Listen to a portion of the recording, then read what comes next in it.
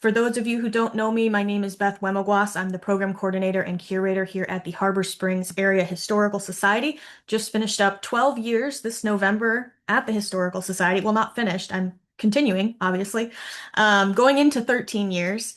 So that's very exciting for me. And about 3 years ago now, I started doing tours of Lakeview Cemetery because I have a passion and an interest in cemetery iconography and symbolism, and just into how rich the genealogical and historical information is that you can get from cemeteries.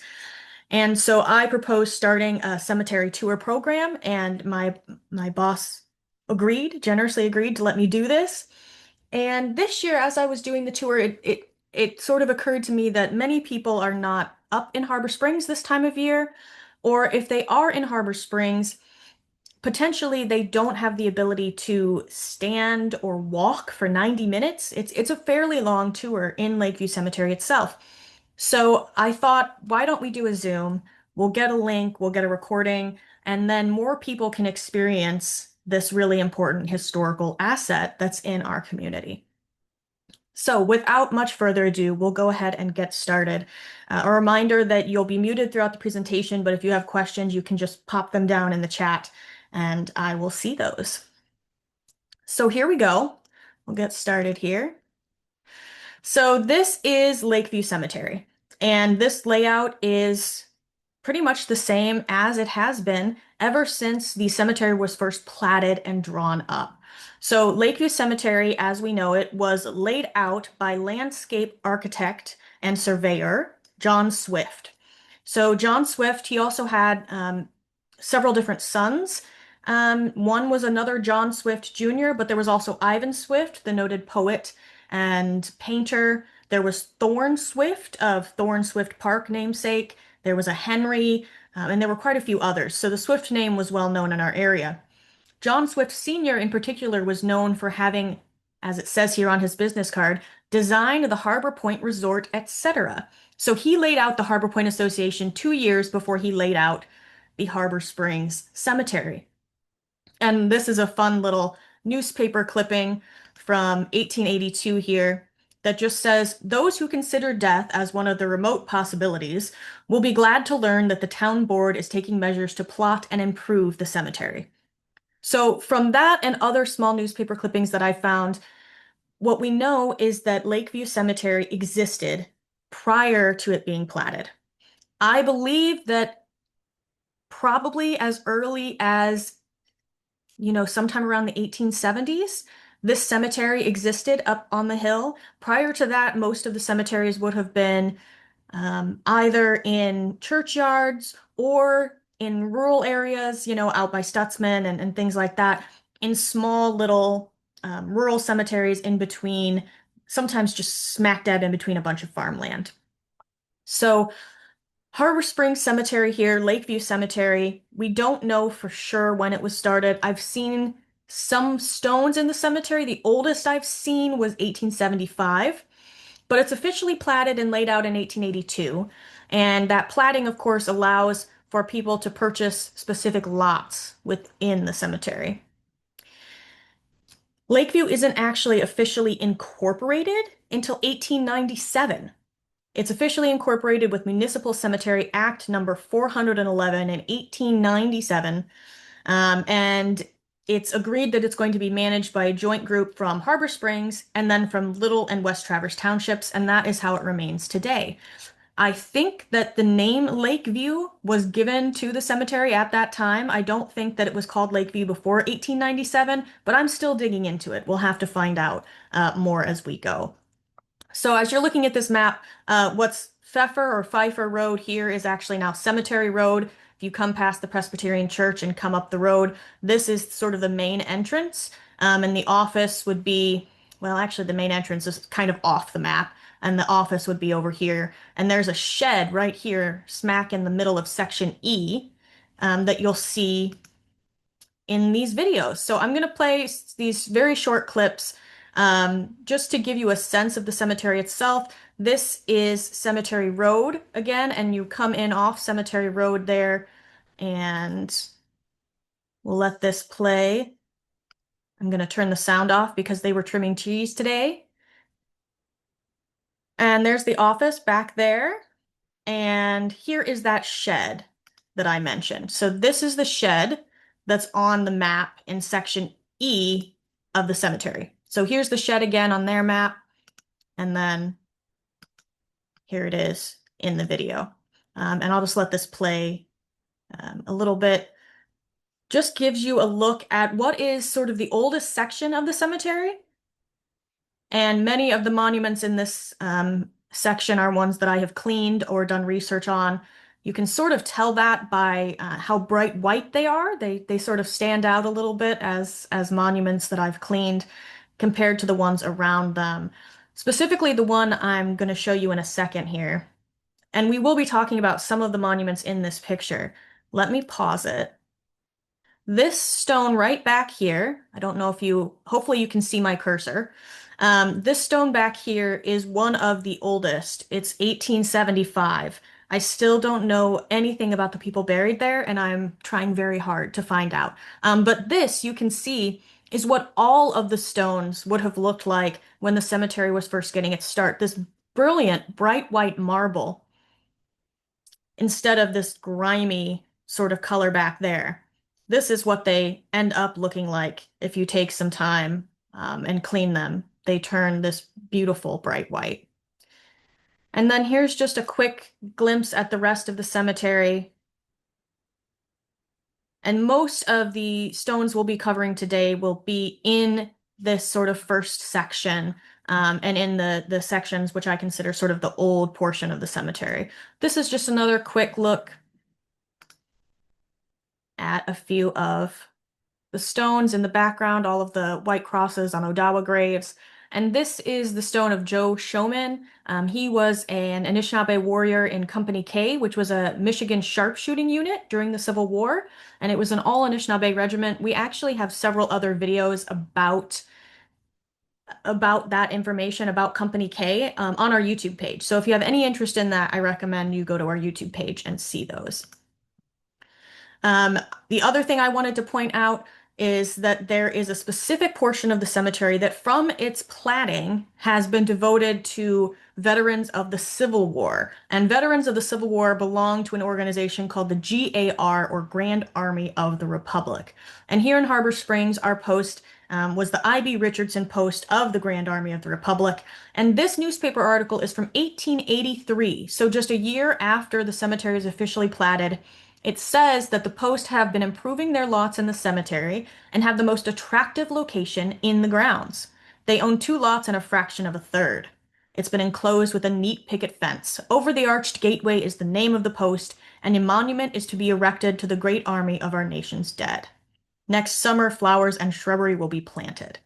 So again, just a quick short video here to show you as we come. Sorry, let me go back. You can see the shed right there in the top right. So as we move from the shed, then looking at Cemetery Road, this is that grand arch. It has changed since 1883, but that is generally what it looks like. And then behind that are the lots that the Grand Army of the Republic had purchased for their own use. So that's a little bit about Lakeview and the grounds itself. But what I want to talk about as well is very specifically why we have Lakeview Cemetery and why we have cemeteries like Lakeview. If you notice, many of the cemeteries in our area are called things like Greenwood or Oak Lawn or Rose Lawn, and we have Lakeview. And that is all thanks to what's known as the rural cemetery movement. And it's a movement that is really tied in with these changing attitudes during the Victorian era regarding death and regarding mourning and commemoration. So prior to the rural cemetery movement, which begins around the 1830s, 1840s, prior to that, you had these 2 stones, cemeteries at the bottom there, which you can see talk about, they're basically just all in a row, often almost always just in a flat space in a churchyard. enclosed with a fence.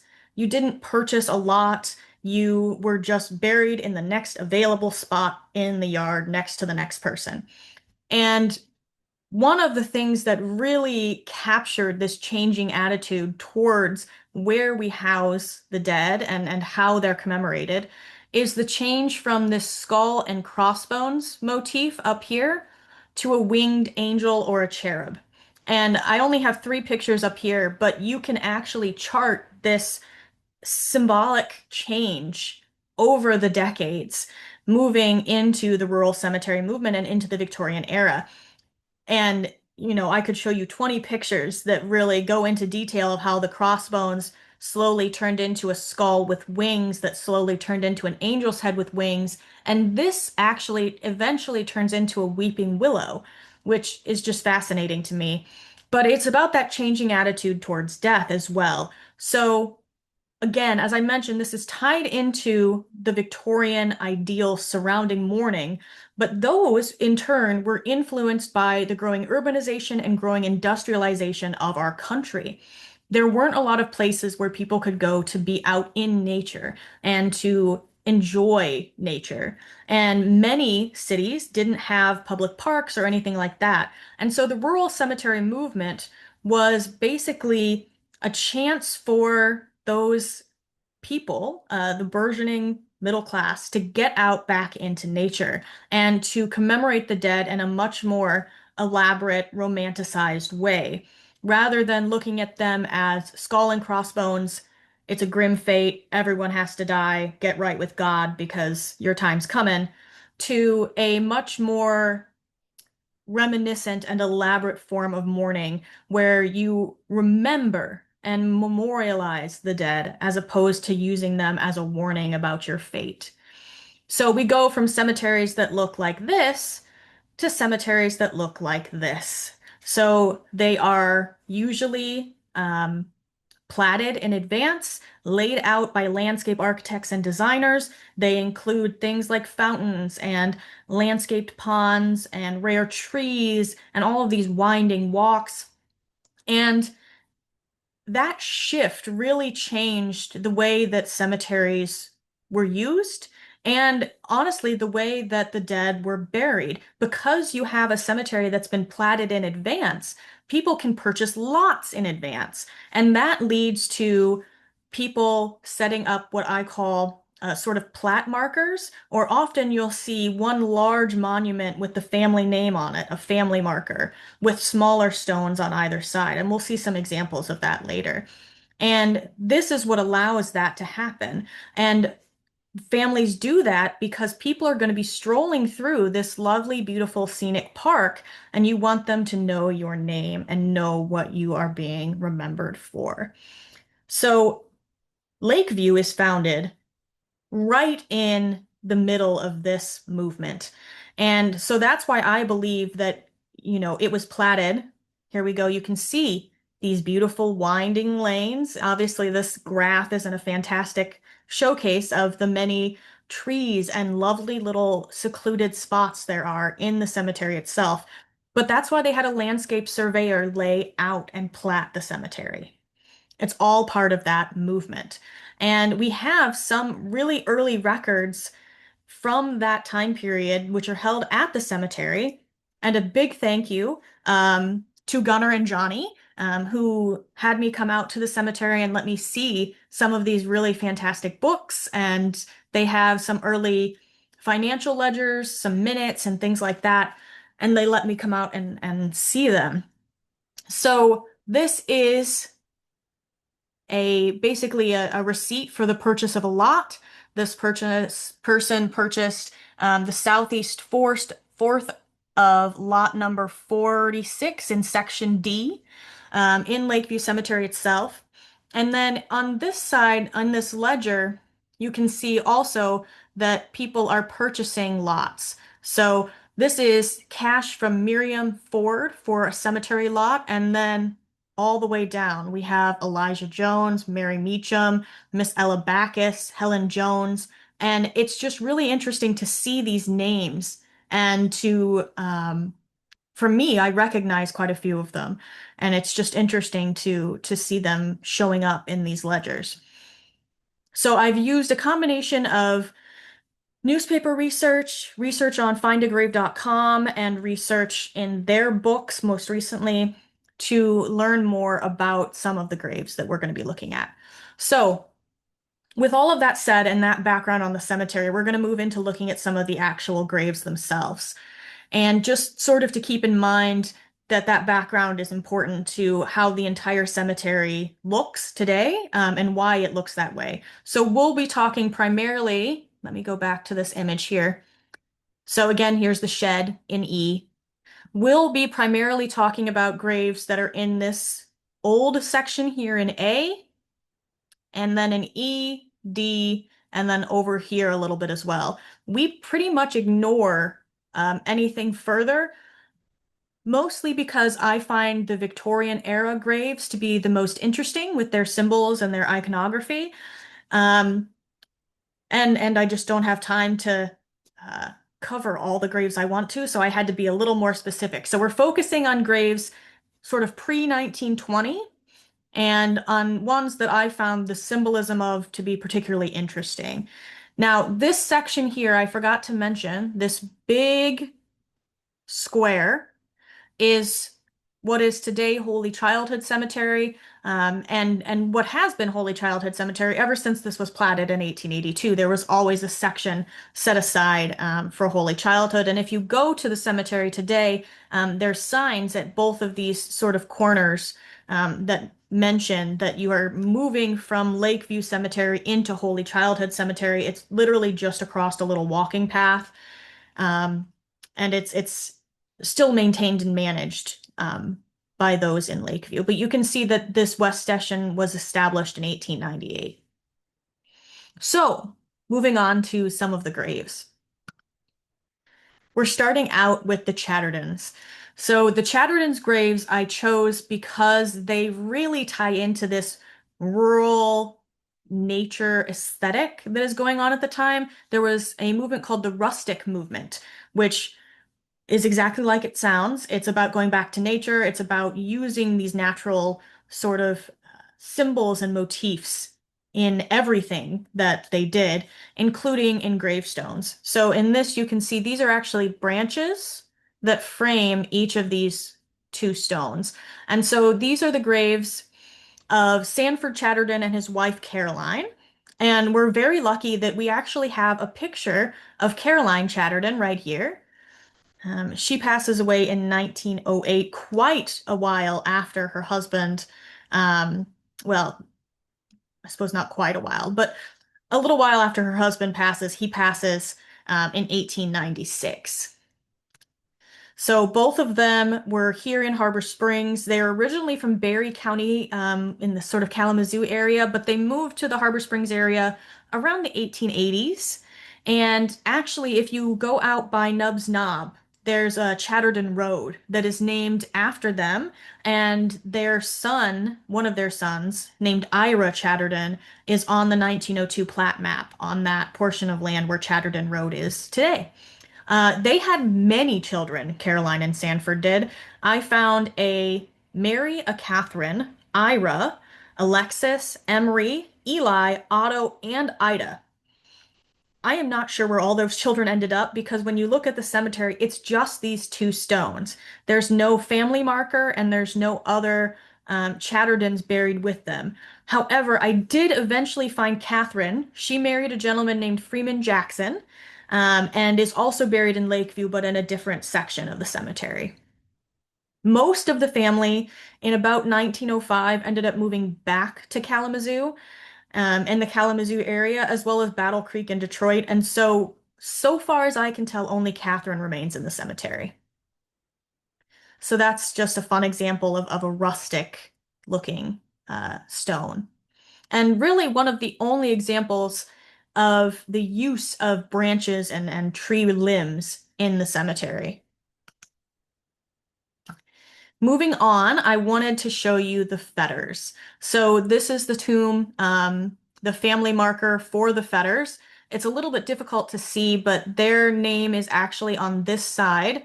This is what I was talking about when I was talking about a family marker. So this is the family marker, and usually on either side, you'll either have actual stones with engravings, sort of headstone style, or more often than not, you have very simple markers that just say father and mother. And you see that again really, really frequently. And this, the other reason I chose this was because of the urn at the top. So what's really interesting about the urns, to me at least, is that they show up as a very, very common symbol during the Victorian era. As you walk through Lakeview Cemetery, you see urns um, all over the place, usually at the top of these sort of columns or obelisks like you see here. But cremation during the Victorian era was not particularly popular, and in some places not even allowed. So why do they have urns on top of their monuments when they aren't being cremated? Well, it turns out that urns are a representation and a hearkening back to the romanticized days of Greek and Roman myth. And these Greek and Roman cremation practices became a symbol of death and of mourning. And so the urn on top of most of these stones is just a symbol to represent mourning, to represent the actual transition from, earthly body into spirit. And it's not until later that urns are actually used to hold cremated remains and carry a new additional meaning along with them. So again, I wanted to show this because it's a family marker and because of the urn. But a little bit about the two people buried here. John Fetters, as you can see his name inscribed there, he died in February of 1890. He was 35 years old. He died quite young. I believe when I was doing my research, I found that he passed away from, I believe it was a brain tumor, which was a little crazy. His wife lived quite a bit longer than him. She doesn't pass away until 1921. And she is, let's see, here we go. She had a maiden name of Kindig, and it goes on to talk about her life and their children, three of whom were living at this time. She was actually with one of those children when she passed. And they had several children, Theodore, Peter or Bert, and Delia. And the graves behind them here are actually um, two of their children back behind. And then two of the other children are to the side. So this is one of their children, Theodore Fetters, who married an Elizabeth Fetter. And I wanted to include these two stones, not only to show you the family marker and the stones next to them, but because of these really interesting stakes next to them. And as you walk through the cemetery again, you'll see many of these stakes. Sometimes they are Women's Relief Corps, or they're some other symbol associated with veterans from any of the wars. You will see just a lot of different variety, but these pop up really frequently. And I know it's difficult to see, but this is FLT in these three links. And I wonder if anyone knows what that symbolizes. I'm going to tell you here in a second, but come up with some guesses in your head. FLT stands for Friendship, Love, and Truth, and it is the symbol of the Independent Order of Odd Fellows, or the IOOF. So the Independent Order of Odd Fellows is a fraternal organization, much like the Masons, that was founded in 1819 in Baltimore. And it, as many fraternal organizations did, had a women's equivalent. And the women's auxiliary of the Independent Order of Odd Fellows was known as the Rebeccas. And this right here is a symbol of the Rebeccas. So again, you can't see it particularly well, so I made an enlargement, but there's a really beautiful R, and then usually there's some sort of chain link involved. This one you can see the chains more clearly on the stake itself.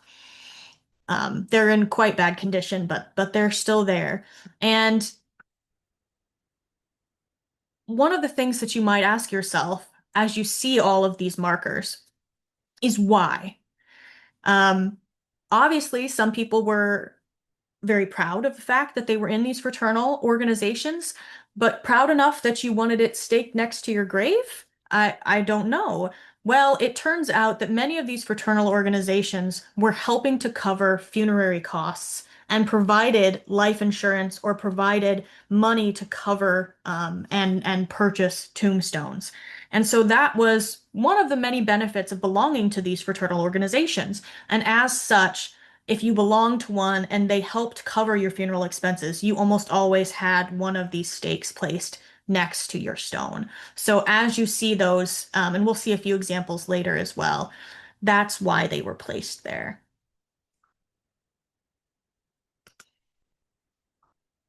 Here's another one of the largest monuments in Lakeview Cemetery. There are a few that are about as large, but none that particularly top it. This is the monument of Captain Christopher Philo Chrysler. And many people have asked, I don't believe there's any connection to the Chrysler car empire. Chrysler here in Harbor Springs was extremely well known for another type of transportation. They had one of the first ferry lines in Harbor Springs, and their ferry line got its start in 1875. And quickly grew to the point that they were buying new steamers all the time, and just a few of them were named. For example, the M.W. Wright, the Hazel, the Gracie Barker. All of those were on Chrysler's ferry lines, and this is the ferry line that had around 5,000 people a day in the 1890s riding on the ferry, just on this ferry line that Chrysler owned.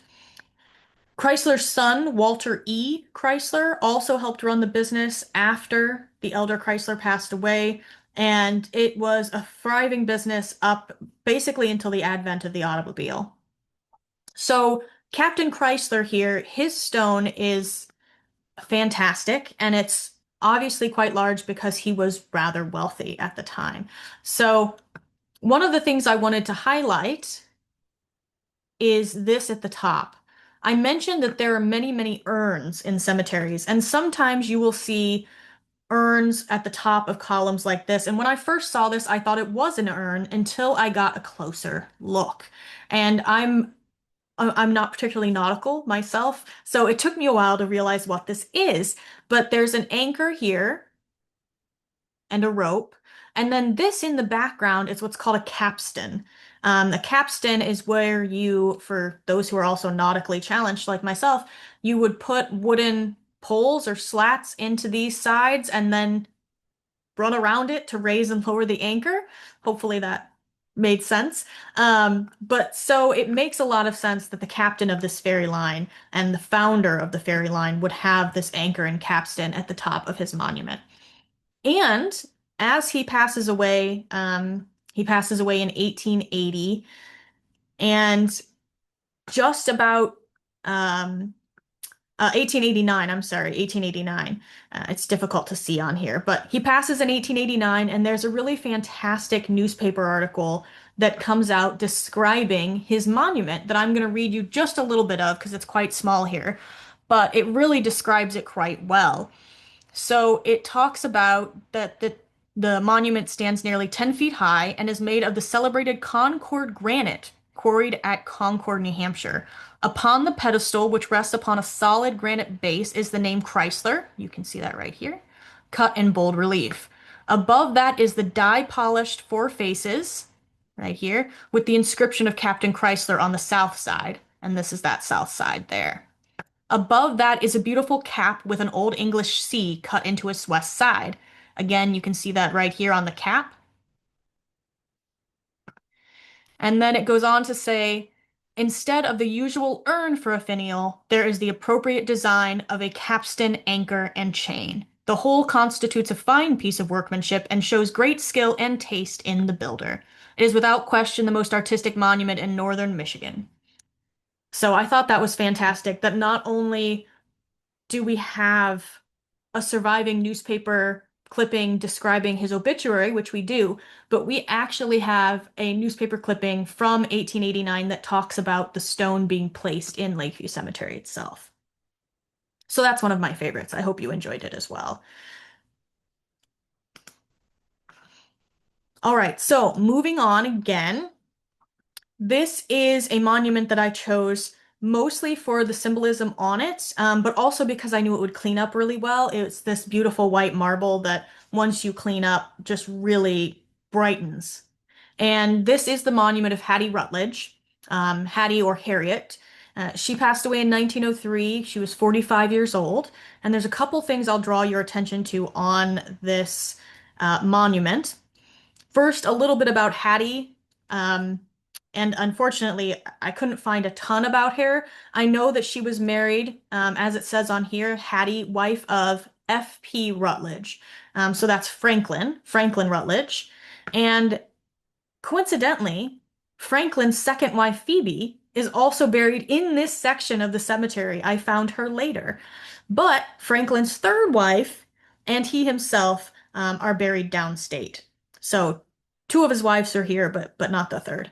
So Hattie's tomb is really beautiful, and underneath this information about how old she was when she passed, 45 years, um, 1 month and 22 days, I believe that says. It has the initials WRC, and that stands for the Women's Relief Corps. The Women's Relief Corps was the auxiliary to the Grand Army of the Republic, and again is one of those women's auxiliary to a fraternal organization. Underneath that is a really fantastic quote that I will read you, and it says, "Kind friends, beware as you pass by. As you are now, so once was I. As I am now, so you must be. Prepare therefore to follow me." Which is apparently a quite famous epitaph, and I have seen it on several other stones in Lakeview itself, which is just kind of interesting to see. So again, we're moving from that idea of skull and crossbones, be scared of death, to a prepare to follow me into heaven. And it's just a slightly more romantic and poetic way of saying, get your affairs in order. Now, also on the stone, we have this really fantastic image at the top here. This is a very popular motif from the Victorian era. It says, "In my father's house are many mansions." And mansions is misspelled, but that's neither here nor there. You can see in the background these beautiful turrets and steeples, these castles in the sky, and that is heaven. This is a very popular depiction of heaven, and the quote itself is a Bible verse from John 14 that is literally quoted exactly, "In my Father's house are many mansions." And the idea is that, the thought behind this is that there are many homes in heaven. There are many mansions, and one of them is for me. One of them is waiting for me. There are many places in the house of God, and one is for me. So taken all together, this motif is extremely popular, and you see it on several other stones in the cemetery that I will talk about next.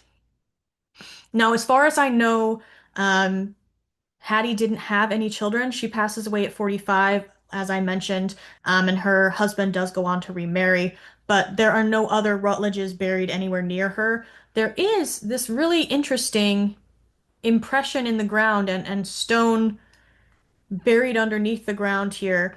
And often there weren't just headstones in a specific plot. There would sometimes be footstones and sometimes even be curbs outlining the tomb underneath itself. And so I'm not sure what was here originally, but it would be interesting to, to see a little bit of what was going on there. Now, this I'm showing just as a quick note about headstone preservation and cemetery preservation. We won't spend much time on this, but many of the stones that we're looking at, I have cleaned personally, and just a few quick notes on that. One, always get permission. So I talk to the sexton at the cemetery first. I am only cleaning stones that are pre-1920s that clearly have no one who is interested in taking care of them or who, any family around that is currently looking after them. And you only want to use water and gentle water, no pressure washers, nothing like that. And the other thing I use is called D2 biological solution, and that's right here. You can get it at Walmart, but there's also cemetery preservation companies that sell it. And what it does is, as the name suggests, it kills biological growth. So it kills all of this moss and lichen that you can see infesting the stone. So this is kind of a look at the transition the stone goes through while you're cleaning it. It starts off looking like this. Once you spray it with the D2 biological solution, there is a chemical reaction that takes place, and sometimes the stone turns a little bit orange because it's killing that lichen and moss, which is quite startling at first if you're not prepared. But then it will turn a brilliant white once it has sat there for a while. And the D2 solution actually reactivates every time it rains, and so it continues to clean over months. So this is an example of one stone that I cleaned. Um, Literally, this is just the same day results. So you can see the huge difference it has made, and this beautiful white marble will just get whiter over time as it moves forward.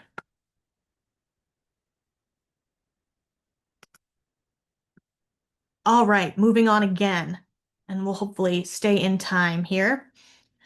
I chose this grave for a number of reasons. It's the grave of a young person, and it had a lamb on it, which immediately, lambs are known to be on the graves of children, typically.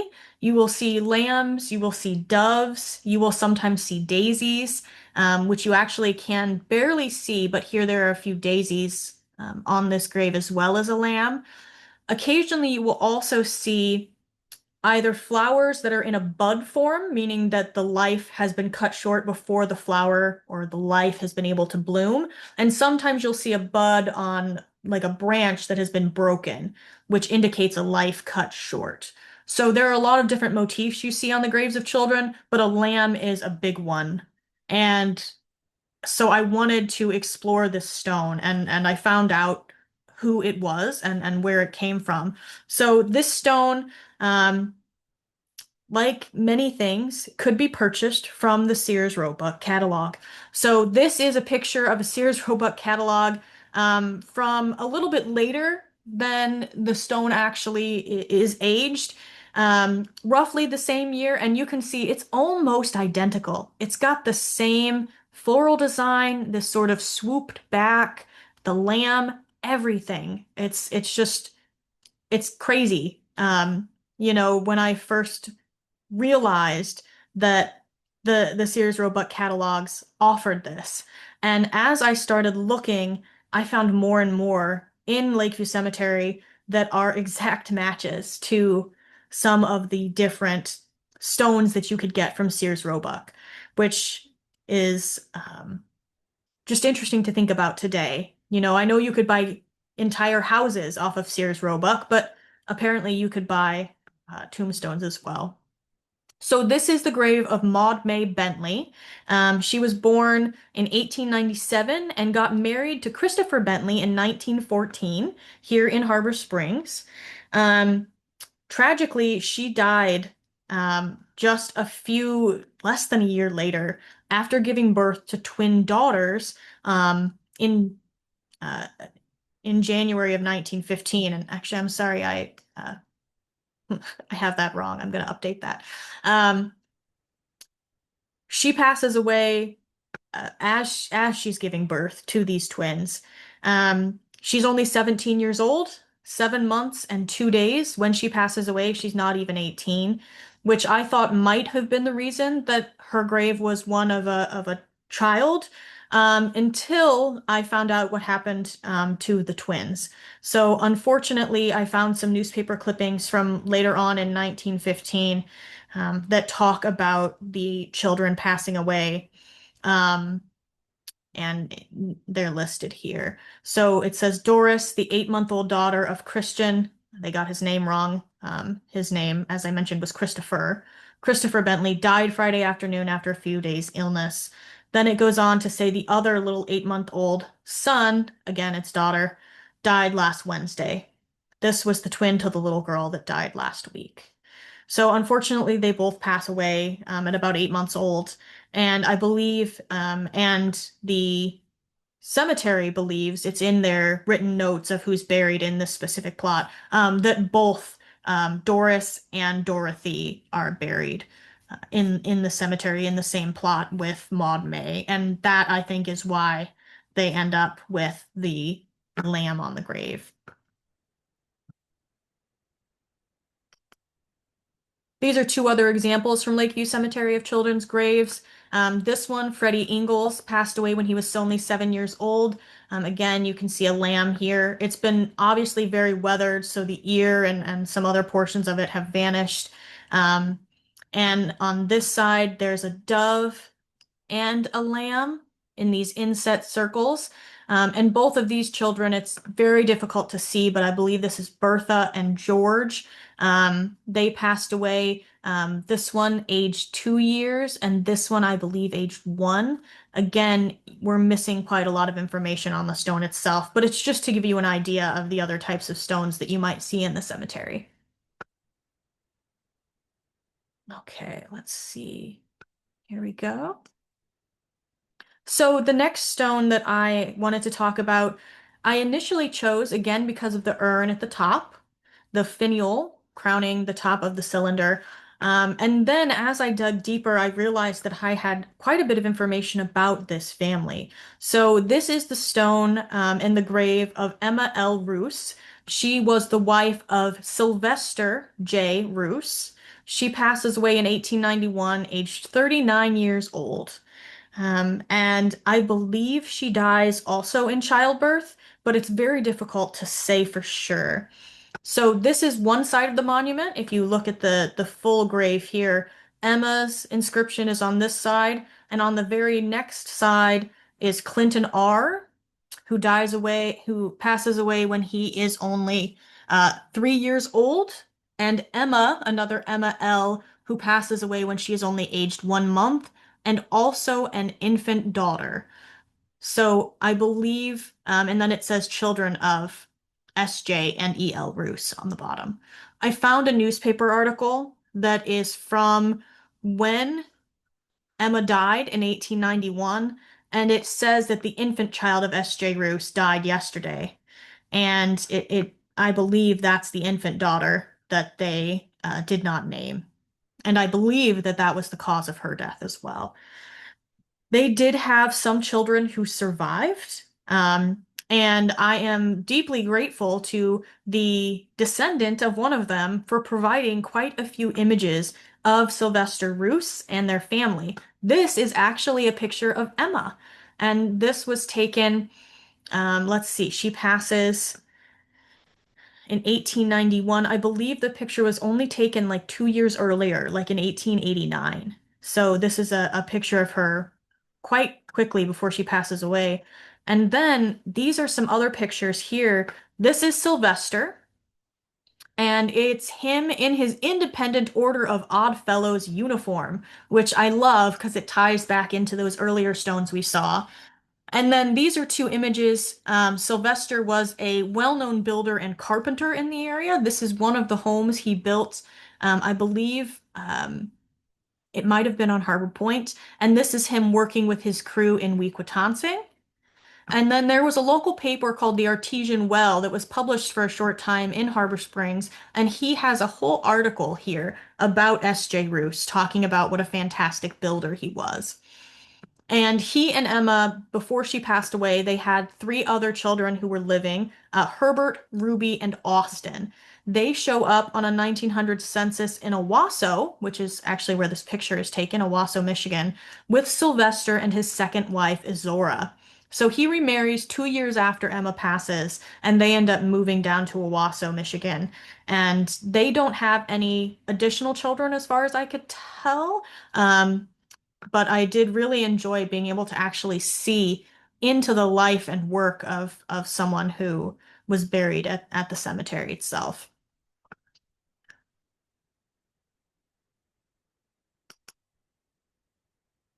All right, again, another monument that I chose for its symbols and because it was that beautiful bright white. So I showed this one earlier when I was showing the results of a cleaning, but again, this is what I'm going to call sort of a quintessential turn of the century monument. And it is exactly the same as the one that you could get from the Sears Roebuck catalog, which again is just fantastic. So this stone is of Eugene Ferguson, E. Eugene Ferguson. I know that he was the son of Philo and Mary Ferguson and that he married Emma Melching in about 1896. They had two children at least, an Ella and an Ernest, but they were only married for 6 years before he passes away. And his wife does remarry and have more children after he passes. Sadly, that's all that I could find about Eugene Ferguson. I think, unfortunately, it's because Ferguson was a rather common name in our area, and unfortunately, there's several other Eugene Fergusons that are in the newspaper records well after he has passed. Um, and he passes away, let me see here, in 19, I believe it's 1901. Let me see. Yes. Yep. Um, so this is again some very typical combinations of motifs, and you sometimes see them together, but you also sometimes see them separately. So we're going to start at the top. This really beautiful drape or veil that has been draped over the open book. You can see it in both the image and in the actual picture of the monument itself. And the drape is, again, something that you see sometimes with a book, without a book. You sometimes see the drape over an urn. Draped urns are very common Victorian era symbols. And the Victorians' idea of mourning, they used drapes and veils for a number of things. They would drape mirrors, they would drape the chairs of the deceased, they would drape the coffin itself. And so the drape could be not just a symbol, but an actual physical representation of a burial shroud or a drape showing mourning and remembrance. The other interpretation of a veil or a drape is that it is the veil between worlds. So it can symbolize, it can go both ways. It can be this very sort of symbolic thing, or it can be an actual representation of a physical object. Similar to urns, it's sort of both meanings are implied. So that's the drape, and again, you'll see the drape other places. Then you get to the open book at the top. There are many graves in Lakeview with the open book, which we will talk about, or which you can see, I should say, when you go through the cemetery. It symbolizes the book of life, which, according to Christian traditions, is the book in which God has inscribed the names of every person who is destined for heaven. So that book, that open book, is almost always paired with this image of the gates of heaven opening underneath. Sometimes you will see other books, usually they're closed books, and those closed books are not the book of life. They simply represent a story or a chapter of life that has ended because the book is closed. So again, there's some other details that you can take from that. And here's a close-up of the front of the stone itself. These are heaven's gates opening to receive the individual. It says peace, perfect peace across the top, this arch. And then in the center, there's an anchor. Again, anchors can represent the very real nautical life that a person had, but they also have a religious symbolism of having your life anchored in Christ and having your faith be anchored in that, your belief. So it has many meanings depending on how it's combined with different stones. These are a few other open books in the cemetery. Again, we have two here without the drape and one with the drape that is extremely similar to Ferguson's. This is Clayton. And again, on these two, you can see the gates of heaven on both of them. And you will see many closed books as well. Let's see. I'm running out of time a little bit. I will go here. So I talked about the Grand Army of the Republic and their section of the cemetery when we first got started. This is how that arch looked around the 1950s. This is how it looks today, but around the 1950s, that's how it looked. And this cannon that is up at Lakeview Cemetery, I wanted to tell you a little bit about it. So the cannon is actually what is called a Parrott rifle. And that's, of course, because the barrel of the cannon is rifled. So these cannons were used extensively in the American Civil War. And as you can see in this 1898 newspaper clipping, there's an offer to the various Grand Army of the Republic posts by the United States government. It was made at the last session of Congress. They can materially increase the warlike spirit supposed to pervade every patriotic family. The offer is to supply warlike implements, which, if they have outlived their usefulness, will serve as ornaments for post headquarters and might inspire the rising generation with much patriotic fervor. Basically, the United States government had all of these cannons laying around that were no longer usable. This technology is outdated. They had moved on to other things. And so they offered these cannons to various Grand Army of the Republic posts. And one of the posts that accepted was, of course, Harbor Springs. Petoskey accepted as well. But we got our cannon in 1898, and it lists a notice about it in the newspaper that says the members of the Grand Army of the Republic had the cannon removed to the cemetery last Friday. So it arrived on the railroad and then they took it up to the cemetery. We understand they will have it mounted and ready to do service for all legal holidays and to protect the harbor from invasion by the Spanish if necessary. So that's the Parrott rifle and cannon that was placed there. All right. So one of the final graves we're going to talk about tonight is the grave of Gardner. So when I first found this statue back in the well, let me go back here real quick so you can see. So Gardner is roughly in this area of the cemetery, in this B section. So quite a ways away from some of the other monuments that we've been talking about. He's way back here. And when I first found him, I was immediately drawn to him because it's this exquisite statue. And at the time, there's since been an angel statue put into Lakeview Cemetery, but at the time, this was the only actual statue in Lakeview Cemetery. There were many other monuments, usually huge columns with urns on them, but this was one of the largest and the only statue I could find. And my main clue to who he was on the front of the stone. It said Gardner. And I assumed that that meant this was a family marker and that was a family name.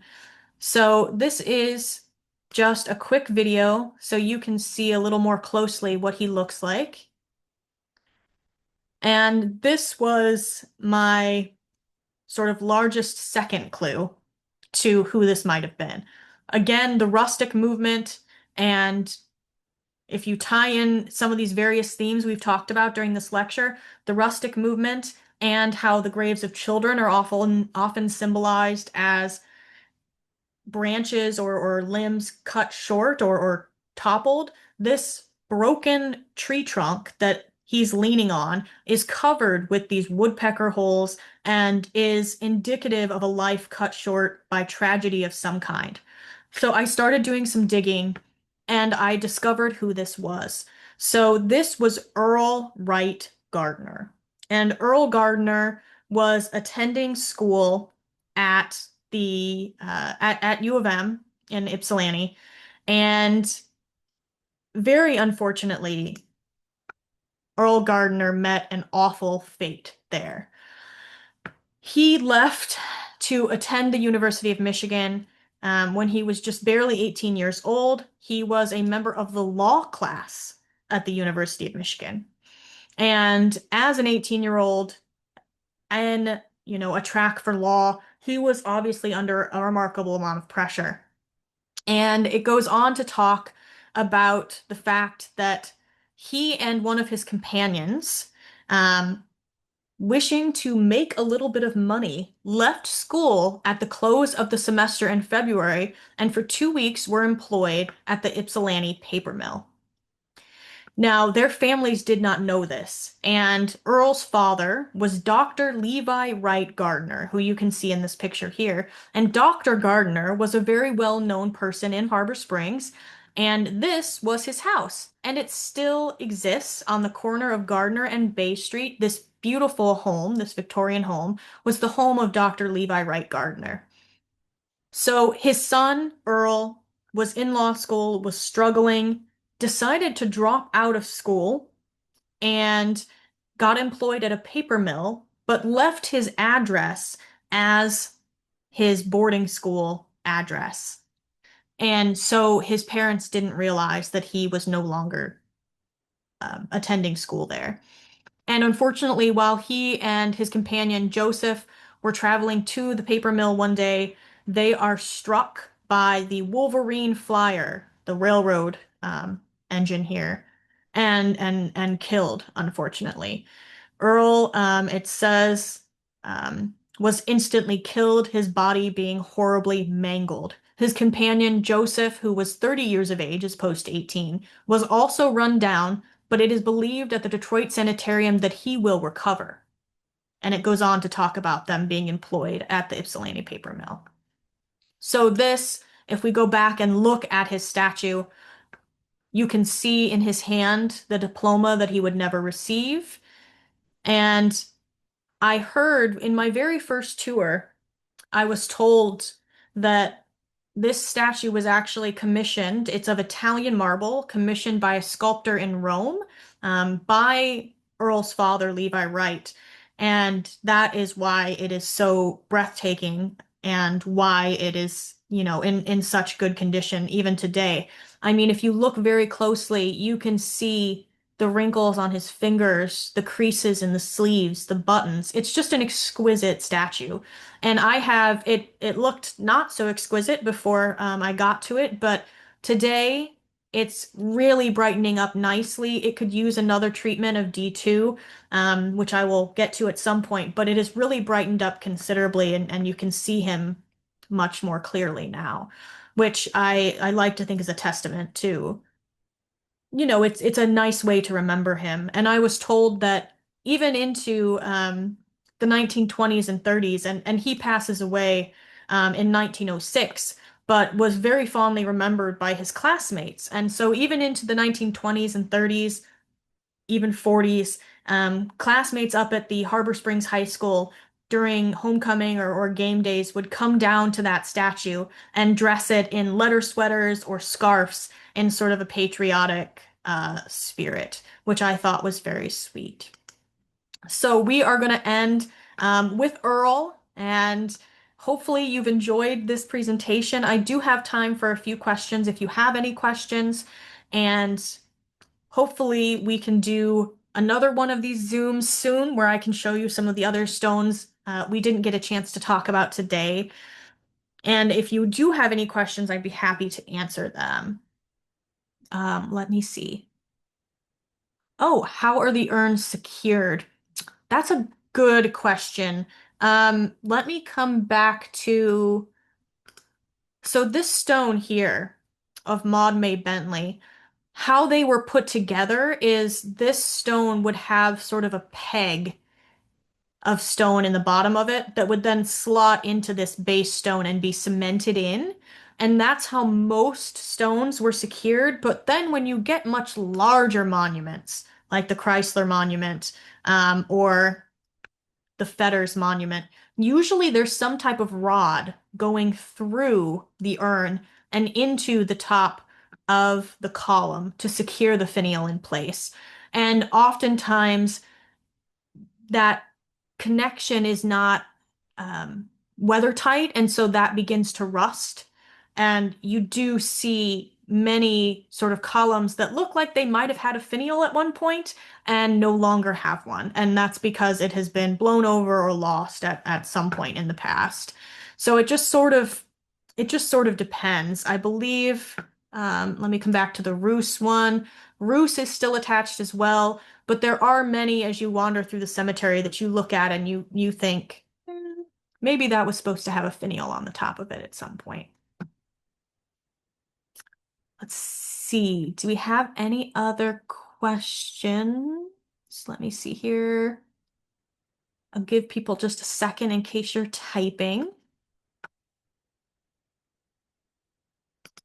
And while we're taking that second, I will just say that there is a fantastic website called findagrave.com that if you haven't visited it yet, I really recommend you do. Findagrave.com, specifically for our Lakeview Cemetery, has just so much fantastic information on it. You do have to take it with a bit of a grain of salt because findagrave.com is much like Wikipedia in that anyone can have an account and add information. It has to be vetted, but people can make mistakes or put incorrect information in there. So you always do want to be a little bit careful with it. Let's see. The cottage in Weequay that S.L. Roos built. I don't know, unfortunately. We just have a picture, and the picture says S.L. Roos and team in Weequay. So I know it's in Weequatonsin somewhere, but unfortunately I don't know which house it was. And he built many different homes in Harbor Springs, including his own, which the descendants of Mr. Roos have given us. So we have a few other images to go with that. So I wish I knew. That would be uh, maybe something to look into. It's possible that it's still standing as well. Um, some of the earliest homes, from the 1880s forward, often don't exist anymore because they were constructed to be more temporary and weren't insulated and that kind of thing. But SL Roos seems to be building a sturdier sort of structure that might have survived and just been renovated or restored throughout the years. So I'm not sure, but that's a good question. All right. It looks like that's the end of the questions. Again, I hope you enjoyed this look at Lakeview Cemetery. And if you are interested in learning more, please send me your questions via email or reach out to us, and hopefully we can do some more of these presentations and learn more about local history using this material culture. So thank you all again so much for coming and being a part of this presentation, and we hope to see you soon.